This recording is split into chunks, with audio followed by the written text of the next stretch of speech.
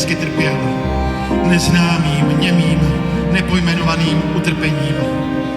Polikaje záblesky všech vyleštěných skel a hadí hladkost čerstvých emailů, jež sjížděli tak pohrdavě do mých očí.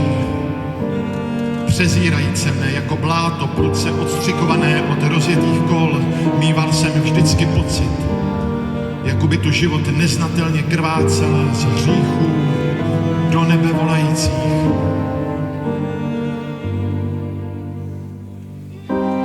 Ale nejzoufalejší bývaly za sebou srovnané domky maloměstských ulic, táhnoucí se kamsi do bezútěšného prázdna, přerušovaného tu a tam umdlenými zjevy osamělých chodců.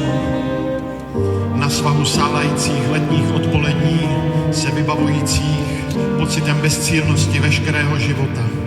Na nedohledných bulvárech vyslovujících zkratkami módních linií své nejbizarnější choutky a své vole.